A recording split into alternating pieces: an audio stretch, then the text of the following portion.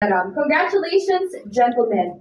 Thank you. Thank you. Coach Chot with Ronde Hollis Jefferson fouling out with roughly 5 minutes and 30 seconds left on the clock. You had to rely on the rest of the team to deliver. They were able to hold on to your lead, but they were left scoreless in the last few minutes. What did you think of the way they closed out today's game?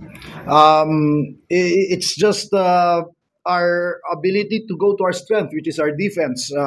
Without Ronde and without Jason, our two closers, perhaps our two, in fact, they were the two highest scorers in this game. Both of them out, then it was incumbent upon our defense to hold the fort. They're really doing a good job. They defended Roger very well. They defended Calvin very well, forcing us to miss even easy shots and layups. But in the end, even if we missed, at least we were not giving up fast break points, which is the strength of Rain or Shine.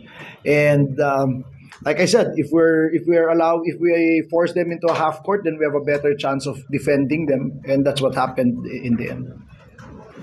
Poy, nabanggit na nga ni Coach Chot that, without RHJ, the momentum also momentarily shifted to the side of Rain or Shine. Yung sa loob ng court, what were you telling the other players that were with you on the floor to ensure na depensa ang magwawagi para sa team? Alam naman namin kung ano yung kailangan gawin para manalo, which is to play defense. So kung makikita nyo naman, talagang yung game towards the end, talagang we stuck together.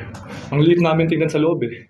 Pero yun nga, talagang tiwala kami sa isa't isa, tapos nag-uusap kami. Kung makikita nyo, puro kami Bisaya ng last mga couple of na. Hindi ko alam ano sinasabi nyo about me. Pero yun lang sa isip ko na talagang every time, every possession, one good stop lang talaga. One good stop. Yun lang. Kasi hindi naman namin sila kaya stop ng individually. So we have to really stop on our system, and yung namin, yung puso rin namin na sabi nga ni Coach, play aggressively but play smart. Sa dulo nagawa namin yun. We play aggressive and we play smart within that foul. So yun, sobrang kaya thankful kami na nakuha namin panalo. Thank you, Boy. Now we would like to open the floor for our friends from the press. Coach, any update on Jason? Doesn't look good, but we will find out more now. I'm sure our medical staff is going to be hard at work tonight to give us a prognosis. But alam mo naman si Jason, kung konting lang, he's not going to take himself out of the game. So it appeared to me that it wasn't a good landing. So hopefully it's not bad enough to keep him out of the next game. Coach, when Ronde fouled out, dahil on a review, challenge ba? So, kasi parang na-play na. Yes. Actually, we were asking the referees that because dati, nagganon din kami, sabi nila, pag lumabas na raw sa replay, hindi na pwede i-challenge. So we were wondering why now, lumabas sa replay, and then that they decided to challenge. So we have to get clarification from the technical committee regarding that. So that was a potential game changer. But like I said, as good an import as Ronde is, I think my trust on the other players is to the extent that we know that when push comes to shove, they're not going to lose hope. Walang bibigay. Pwede nila kaming talunin, they make tough shots, then they might beat us. Pero they have to beat us. Hindi yung kaming bibigay. Coach, do you feel like the series is still a close one even with a 2-0 lead? Dikit yung games? Oh, certainly. This could have been easily 2-0 the other way. Right? That's how close the series is. So we don't feel that we're up 2-0 at all. And our approach for the next game is going to be as if we do not have that kind of an advantage.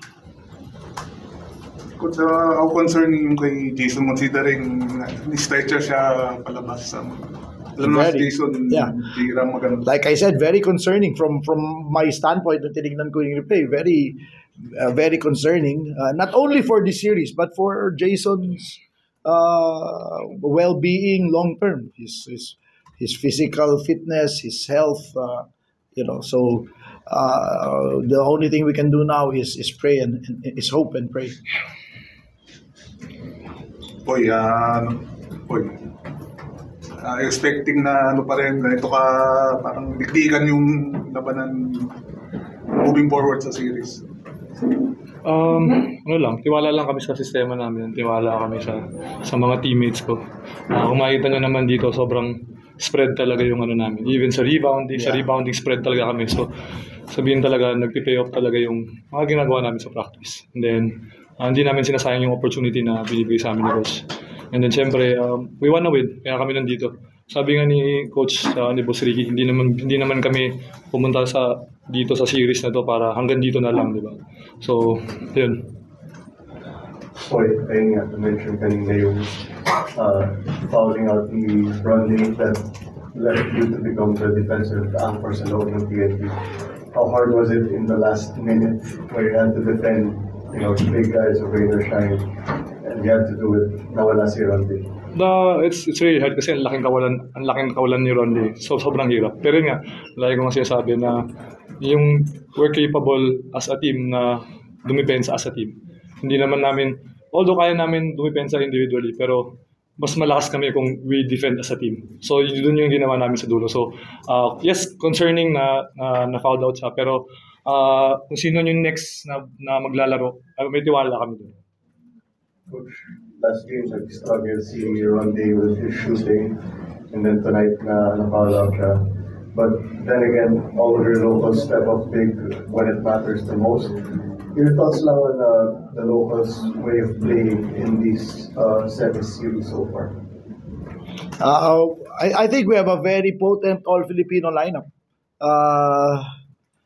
If we're complete, then it's a pretty formidable roster. So having a Ronde augments us and makes us stronger, obviously. But like I said, even when he's not there, the players are mature enough and are veteran enough to number one, the most important thing is to not lose heart. Okay, huwag sila mawala ng pag-asa. And it starts from there. Kasi pag nawala ng pag-asa, pag sila, nawala na si Ronde, nawala si Jason, wala na, di ba? So, for us, it's just continuing to do what we do, regardless of who's on the court. That's a team, di ba? Ganun naman ang team. You can have 1 or 2 men down, and that's a test that's going to test how good the team is, not the individual players, but the team. Coach, you were scoreless last 6:22. Was it the 13-point cushion or the defense? No, well, the combination. That was when we were really struggling. Rain or Shine came in with a very good defensive game plan. They were very, very physical. Gave us a lot of difficulty in executing. It prevented us from getting any kind of offensive flow. Luckily, we had a cushion. And then, when we have a cushion, we know that we can fall back on our defense. So, it's a combination.